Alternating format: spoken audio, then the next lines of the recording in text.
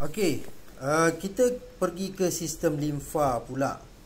Okey, selain pada darah, terdapat dua lagi bendalai yang mempunyai peranan dalam badan kita lah, kan? Dalam menjaga keseimbangan persekitaran dalam, kan? Jadi badan kita ni selain pada darah, ada lagi sistem lain, kan? Ada lagi bahan lain yang mengalir dalam badan kita ni, yang mana tujuannya apa? Supaya sel-sel badan kita ni sentiasa dijaga, sentiasa berada dalam keseimbangan persekitaran, sentiasa mendapat oksigen, terjaga dari segi bakteria dia. Kalau ada bakteria, jadi bakteria itu akan terus dikumpulkan dan dibunuh, kan? Jadi untuk itulah, kan, kita ada sistem lain pula. Daripada sistem peredaran darah tu, kita ada satu lagi sistem, iaitu sistem limfa. Jadi bendalai tisu tu dikenali sebagai bendalai interstis. Berada di ruang antara sel dan membasahi sel-sel badan. Okey, bendalai tu, okey, antara sel, kamu bayangkan, ni sel, dalam tengah tu nukleus. Okey, ni sel, yang kedua nukleus. Sel-sel ni disusun begitu rapat antara satu sama lain. Tapi keliling dia ni, tepi-tepi ni, kan, tepi-tepi dia ni ada bendalai tisu. Jadi bendalai inilah yang mengisi ruang, kan, antara sel. Kita panggil dia bendalai interstis. Dan tujuannya apa? Dia sentiasa membasahi sel-sel ni. Maksudnya sel-sel ni semacam ibarat direndam. Direndam oleh bendalai tu. Semua sel, semuanya direndam di dalam bendalai tisu. Okey.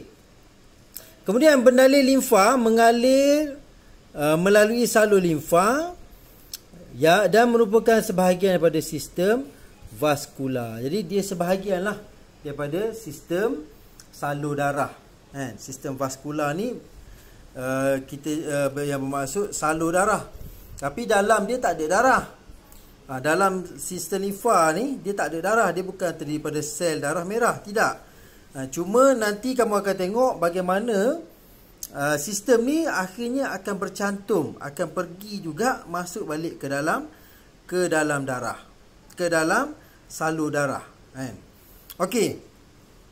Bendalai tisu mempunyai komposisi yang sama dengan plasma darah, iaitu air, glukosa, asid amino, asid lemak, hormon, ion mineral terlarut serta sebahagian bahan kumuh. Okey, contohnya urea. Urea ni bahan kumuh lah. Okey, jadi kalau kamu ingat lagi, daripada eteriol ni, kan, dia akan pergi ke mana? Dia akan pergi ke kapilari.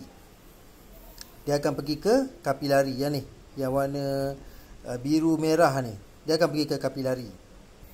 Dan bila dia kapilari ni dah lalu kapilari, dah bagi dah oksigen pada sel semua, dia akan patah balik masuk ke venule. Kemudian dia akan pergi ke sistem vena lah. Sini vena, sini arteri. Okey, kita nak cerita di tengah-tengah ni, apa yang terjadi? Apa yang terjadi di tengah-tengah semasa melalui kapilari limfa ni? Apa yang terjadi di sini? Di sinilah terbentuknya bendalai tisu dan juga bendalai limfa.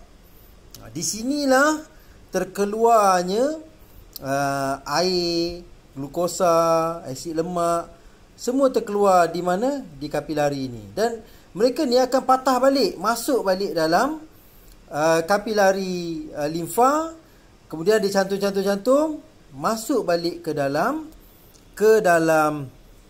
vena. Maksudnya dia tak akan terkumpul kat luar, dia akan masuk dalam sistem kapilari limfa, Dan jantung masuk balik ke dalam vena. Okey, saya ceritakan sejarahnya macam mana limfa ni terbentuk. Macam mana bendalai limfa ni terbentuk. Okey, apabila darah mengalir dari arteri ke kapilari. Arteri ni dia punya salur darah dia besar. Diameter dia besar. Kan? Jadi dia akan pergi ke kapilari. Kapilari pula diameter dia kecil. Kamu bayangkan saluran daripada besar pergi ke saluran yang kecil. Apa jadi? Wujudlah tekanan. Jadi tekanan tu kita panggil tekanan hidrostatik yang tinggi pada hujung arteriol kapilari. Arteriol ni maksud dia salur darah arteri yang paling kecil sebelum dia pergi ke kapilari. Jadi di sini tekanan hidrostatiknya sangat tinggi menyebabkan apa? Memaksa air molekul bersaiz kecil meresap keluar ke ruang antara sel dan membasahi sel. Bahan ini disebut sebagai bendalai tisu. Okey, di sini kamu tahu dah bahawa apabila arteriol tu dia nak pergi ke kapilari, salurnya kecil. Besar nak pergi ke kecil. Jadi itu akan menimbulkan tekanan. Bila mana tekanan tu berlaku, dia akan menolak bendalai air tu, memaksa air tu keluar daripada kapilari. Dia keluar kat sini. Bila mana dia keluar, dia akan membasahi sel-sel yang terdapat di sini. Yang terdapat di sini. Okey. Tapi sebenarnya 90% daripada bendalai tisu tu akan meresap semula ke venule. Venule ni adalah salur darah vena yang paling kecil. Venule ni dia cantum dia akan jadi vena balik. Tapi yang kecil sini, okey, di venule ni tekanan dia lebih rendah. Jadi kat luar sini tekanan dia tinggi. Jadi dia akan masuk balik ke dalam venule. 90% akan meresap semula ke dalam darah di hujung kapilari venule yang mana tekanan hidrostatiknya adalah lebih rendah. Okey, bendalai tisu yang selebihnya iaitu kira-kira 10% meresap masuk ke kapilari limfa dan disebut sebagai limfa. Jadi kita ada dua kapilari, itu kapilari darah ni dan kita ada satu lagi kapilari, itu kapilari limfa. Jadi kapilari limfa inilah di mana 10% lagi air yang tak boleh masuk ke venule ni, dia akan masuk semula ke kapilari limfa. Kita pergi pula kepada apakah persamaan dan juga perbezaan. Maksud kita nak bandingkan antara darah, limfa dan juga bendalai tisu ni. Apa sama dan apa bezanya? Sama dia adalah ketiga-tiga ni, darah, limfa dengan bendalai tisu ni ada air. Tiga-tiga ni ada air. Dan adanya makanan terlarut. Makanan tu apa? Glukosa, garam, asid lemak, Kesimpulannya ada makanan lah. Kesemuanya ni, darah, limfa dengan bendalai tisu ni ada makanan. Okey, makanan apa? Ni kita nak bincangkan lagi. Terus tengok. Okey, apa perbezaan dia pula? Okey. Apa dari segi kandungan, limfa ni, dalam limfa ada cecair limfa lah, bendalai limfa. Manakala bendalai tisu tu dia ada bendalai tisu. Dalam darah adanya darah. Dalam salur darah tu ada darah lah. Okey. Sel-sel darah yang terdapat dalam limfa ni adalah leukosit. Leukosit ni apa? Sel darah putih. Saya harap kamu, saya dah beritahu lah apa itu leukosit sebelum ni. Saya harap kamu janganlah lupa. Kalau lupa, tengok balik nota saya. Okey, bendalai tisu dia ada leukosit sahaja. Okey, sementara dalam salur darah ada eritrosit, iaitu sel darah merah, leukosit sel darah putih dan juga platelet. Jadi adakah eritrosit ni, sel darah merah ni akan keluar dekat kapilari? Tidak sama sekali. Darah tidak akan pernah keluar di kapilari. tidak akan pernah keluar. Kalau keluar juga, maksudnya kamu mengalami pendarahan dalaman. Darah tak mungkin keluar di kapilari. Sebab apa? Darah tu besar. Darah merah tu, sel darah merah tu besar. Dia tak akan melepasi kapilari. Okey. Nutrien terlarut dalam limfa ada protein dengan glukosa. Manakala bendali tisu ada garam, asid lemak, bahan-bahan larut lemak. Ni semua untuk kegunaan sel. Sel akan ambil daripada bendali tisu. Manakala darah ni pula dia ada protein, glukosa, garam mineral, lemak. Okey, kalau gas terlarut di limfa ada karbon dioksida, bendali tisu dia ada oksigen, karbon dioksida, darah dia ada oksigen dengan karbon dioksida. Okey, jadi bahan-bahan lain, bendali tisu dengan darah, dia ada hormon dan enzim. Limfa ada tak? Limfa tak ada. Okey, kita pergi pula pada komponen dalam sistem limfa. Dalam sistem limfa ni dia terdiri daripada apa? Okey, dia terdiri daripada duktus. Duktus ni apa? Duktus ni salur kecil. Dia sejenis macam salur, tapi dia kecil lah. Duktus ada salur limfa, ada kapilari limfa, ada nodus limfa, ada sumsum tulang dengan kelenjar tisu, kelenjar thymus dan juga tonsil. Jadi kesemua ni semua ni bercantum antara satu sama lain. Macam mana bercantum, yang apa saya maksudkan kamu tengok ni. Ni semua ni nodus limfa ni, kamu biji-biji ni, kamu nampak biji-biji ni, itu adalah kita panggil nodus limfa. Kalau nodus limfa ni yang biji-biji tu kita besarkan, inilah dia, kamu akan nampak ni. Inilah dia yang kamu akan nampak. Okey, pernah tak kamu masa demam, kamu picit kat tengkuk kamu. Kamu picit kat sini. Masa kamu demam, nodus-nodus ni akan membengkak dan kamu dapat picit dia.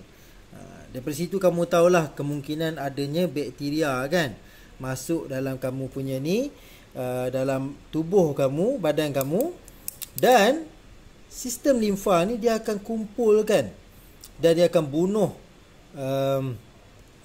bakteria tu di mana? Di nodus-nodus limfa ni.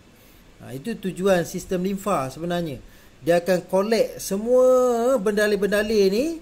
Bila mana dah lalu kat dia, dia akan lalu nodus kat situ, dia akan filter balik. Kalau ada bakteria, dia akan terus bunuh situ juga. Dia akan terus bunuh di nodus-nodus limfa ni. Supaya apa? Supaya badan kita sentiasa bersih daripada bahan asing. Okey, kita tengok sini satu-satu kita tengok. Kumpulan nodus limfa di bawah ketiak. Kamu nampak? Bawah ketiak kita ni adanya nodus limfa. Ni semua ni adalah kapilari limfa. Kapilari limfa, dia cantum-cantum, dia akan membentuk salur limfa. Kemudian dia akan melalui nodus-nodus limfa. Kemudian dia akan patah balik masuk ke mana? Ke vena subclavicle kiri. Dia akan masuk balik ke vena subclavicle kiri, masuk balik dalam sistem salur darah di dalam badan kita lah. Dia masuk balik dalam salur darah. Jadi nak cerita sini bahawa dia collect balik semua bendali-bendali yang tak jadi masuk dalam kapilari darah tu, dekat venue tu dia collect balik, masuk dalam salur limfa. Dekat salur limfa dia akan filter balik.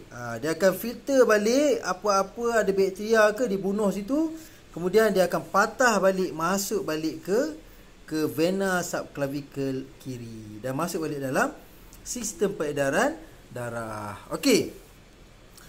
Nodus limfa berfungsi menapis bendali limfa yang mengandungi limfosit bagi meningkatkan sistem keimunan dengan menghasilkan antibodi. Jadi dekat kita punya nodus limfa tu ada limfosit, limfosit. Dia akan bunuh apa-apa bakteria yang masuk dalam badan kita. Jadi bendali tisu tu dia akan masuk balik dalam vena. Dia akan masuk balik dalam vena, tapi ada 10% yang terlepas tu dia akan masuk ke dalam kapilari limfa. Bila mana masuk kapilari limfa, nak pergi balik, patah balik dalam sistem peredaran darah, dia kena lalui nodus limfa dulu. Dalam nodus limfa ni lah terdapatnya limfosit, yang mana dia akan bunuh apa-apa bakteria yang ada dalam bendali limfa tu. Okey, selain daripada itu, sum-sum tulang juga ni, kamu jangan lupa juga terlibat dalam sistem limfa ni. Kenapa? Sebab sum-sum tulang lah yang tempat terlahirnya apa dia? Sel darah putih. Sum-sum tulang lah yang menghasilkan sel darah putih. Okey, appendix. Appendix pun juga merupakan organ limfa kerana terlibat dalam fungsi sistem ini, iaitu mekanisme pertahanan badan. Okey, sum-sum tulang merupakan bahagian paling dalam pada tulang yang berfungsi untuk menghasilkan sel-sel darah, iaitu sel darah merah, platelet, leukosit, termasuklah limfosit, iaitu sel darah putih yang terlibat dalam penghasilan antibodi. Jadi sekarang ni kamu tahulah bahawa di manakah terhasilnya sel darah merah dan sel darah putih. Jawapannya ia dihasilkan di sum-sum tulang. Okey, appendix mengandungi kelompok sel keimunan yang berfungsi untuk melindungi bakteria baik. Okey. Kita tengok sikit macam mana bentuk limfa tu. Dia punya ni macam mana dia boleh mengalir je ni. Okey, sebabnya dia ada injap dan menyebabkan dia hanya boleh lalu dalam satu hala sahaja. Sehala sahaja. Sebab apa? Dia ada injap. Kalau nak patah balik, dia tertutup macam ni. Jadi dia akan lalu ke depan. Dia akan lalu ke depan tu lah. Dan dihantar balik ke dalam sistem peredaran darah melalui vena subclavical kiri. Okey, apa yang ada pada nodus limfa? Kan? Okey, ni ada sinus limfa di sini. Di luarnya kita panggil kapsul. Okey, ni dia masuk. Dia masuk, bendala limfa masuk sini. Bila mana dia dah masuk sini, apa dia buat? Dia akan pastikan bendala limfa yang lalu sini akan ditapis terlebih dahulu. Tapis dia macam mana? Tapis bakteria. Kalau ada bakteria, dia akan terus bunuh di sini. Limfosit akan kenal pasti dan menghasilkan antibodi untuk membunuh bakteria ke virus ke yang masuk ke sini. Okey, jadi dah siap sini, dah dia check semua bersih, barulah dia akan keluar. Dia akan keluar balik dan terus mengalir lah pergi ke vena subclavical kiri. Okey, peranan sistem limfa, kamu tengok sini, adalah pelengkap kepada sistem peredaran darah berdasarkan fungsi berikut. Jadi dengan adanya sistem limfa ni, maka ia akan melengkapkan sistem peredaran darah. Sebab apa? Sebab dia akan mengembalikan semula bendala tisu yang mengandungi air, mineral, hormon dan bahan-bahan lain yang berguna ke dalam aliran darah bagi mengekalkan komposisi isi padu dan tekanan darah pada julat normal. Jadi kamu dapat tahulah sini bahawa kalau ada air yang terkeluar daripada kapilari, dia akan patah balik, pergi balik ke peredaran darah, tapi dia akan lalui limfa. Okey, laktial. Kalau kamu ingat lagi, kita ada belajar pasal sistem pencernaan. Kamu pernah dengar laktial tu? Laktial ni dia ada dekat usus. Kan? Dekat usus. Di mana? Di vilus, kalau kamu ingat lagi. Okey, di vilus. Kalau tak ingat, sila cek balik nota saya sebelum ni. Okey, laktial adalah kapilari limfa yang terdapat di dalam vilus usus, terlibat dalam penyerapan asid lemak dan glycerol serta vitamin larut lemak ADEK yang akan diangkut ke salur limfa kembali ke sistem peredaran darah di jantung. Kan saya ada cerita pada kamu tadi, vena subclavical kiri ni, di sinilah tempat kapilari limfa ni. Dia akan cantum balik. Kapilari kat ujung-ujung ni. Dia jantung, dia membentuk apa? Ductus. Dia akan jantung. Dia akan membentuk salur limfa lah. Salur limfa ni akan masuk balik ke mana? Ke vena subclavical kiri. Jadi dia cantum balik dengan sistem peredaran darah. Okey. Sel-sel fagosit di dalam nodus limfa. Okey, fagosit tu apa dia? Sel-sel yang menelan bakteria. Dia sel-sel ni dia akan telan bakteria. Yang mana kalau dalam limfa tu, benali limfa tu ada bakteria, dia akan telan, kan? Dia akan telan bakteria-bakteria tu. Ataupun terdapat sel-sel mati, itu pun akan diambil juga. Dan benda asing yang berbahaya kepada badan. Oleh itu, pendali limfa yang dikembalikan ke sistem peredaran darah adalah bebas daripada bahan-bahan ini. Kalau ada sel-sel mati ke, bakteria ke, dia tapis dulu. Dia tapis dulu, dan yang balik semula pergi ke clavicle kiri itu adalah yang sudah pun bersih. Okey, limfosit di dalam tisu limfa menghasilkan antibodi yang membantu dalam pemusnahan patogen dan menetralkan toksin. Jadi sekarang ni, dulu kamu tahu, kamu dah belajar limfosit tu yang buat antibodi. Tapi di manakah limfosit tu, cikgu? Inilah jawapannya. Dia dalam sistem limfa. Di situlah badan kita akan menghasilkan antibodi. Okey, di situlah juga limfosit ni dia mengenal bakteria, mengenal virus dan akan menghasilkan antibodi untuk disebarkan ke seluruh badan kita dan bunuh bakteria-bakteria yang dah ada dalam badan kita. Okey, berbeza dengan peredaran darah, bendalur limfa bergerak dalam satu hala, iaitu dari tisu badan ke jantung melalui vena subclavicle dan dibantu oleh injap serta pengencutan otot rangka. Jadi di sini kamu tahulah bahawa limfa ni dia bergerak satu hala je. Dia bukan macam peredaran darah daripada jantung kiri, jantung belah kiri tu ventricle kiri, pump masuk aorta, aorta pergi ke arteri, arteri pergi ke kapilari, kapilari pergi ke venule, venule patah balik ke jantung belah kanan. Itu peredaran darah. Kalau limfa ni dia hanya satu hala sahaja.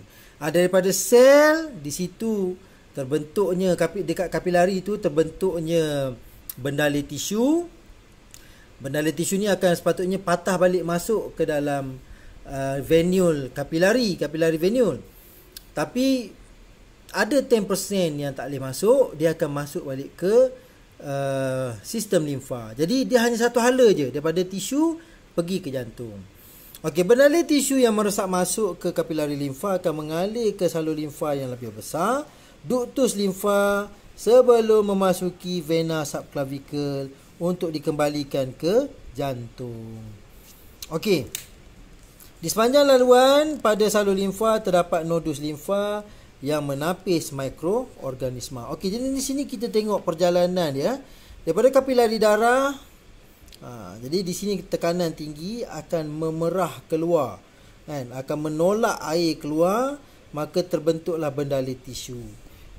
Bendalur tisu ni ada antaranya akan masuk balik ke dalam venule kapilari, tapi ada yang tak ada. 10% tu dia akan memasuki kapilari limfa. Kemudian kapilari limfa ni cantum-cantum dia akan membentuk salur limfa. Kemudian salur limfa ni dia cantum-cantum dia akan membentuk ductus thorax ataupun ductus limfa kanan. Kemudian dia akan masuki, yang kalau dia di ductus limfa kanan dia akan masuk vena subclavicle kanan. Kalau yang kiri pula ductus thorax ni dia akan masuk ke vena subclavicle kiri. Dan dia akan pergi balik ke vena cava dan masuk balik ke jantung. Jantung ni pula pam darah pergi ke kapilari. Macam itulah pergerakannya hari-hari. Macam itulah yang berlaku. Okey, dalam peredaran darah ada isu kesihatan. Begitulah juga dalam sistem limfa pun ada isu kesihatan dia, kan? Iaitu contohnya edema. Edema ni berlaku pada mana? Pernah tak kamu tengok kaki ke ataupun tangan atuk kamu, kan? Yang sakit lah, biasanya yang sakit lah, dia membengkak. Tangan tu bengkak aja ataupun kaki dia membengkak aja, kan? Itu keadaan itu kita panggil dia edema. Itu tangan dia ataupun kaki lah, biasa berlaku pada kaki dengan tangan, dia membengkak, kan? Okey, sebab apa? Sebab adanya penimbunan bendala tisu secara berlebihan. Edema biasa berlaku di kaki, pergelangan tangan, pergelangan kaki, tangan dan juga lengan. Okey, edema mungkin disebabkan oleh penyakit yang berkaitan dengan kegagalan fungsi jantung, hati dan ginjal. Selain itu, edema juga mungkin disebabkan oleh jangkitan parasit, kehamilan, kekurangan protein plasma dan pesakit yang terlantar untuk jangka masa yang lama. Okey. Antara gejala edema ialah kulit yang tegang dan berkilat di bahagian bengkakan dan kulit kekal lekuk apabila ditekan. Jadi bila mana kamu dia bengkak macam tu, kamu cuba tekan, kamu tengok dia akan kekal je, dia akan kekal lekuk kan. Sebab apa? Sebab di situ ada timbunan air kan. Okey, selain edema, terdapat beberapa penyakit yang dikaitkan dengan sistem limfa. Contohnya apa dia? Filariasis limfatik dan juga kanser limfoma. Okey.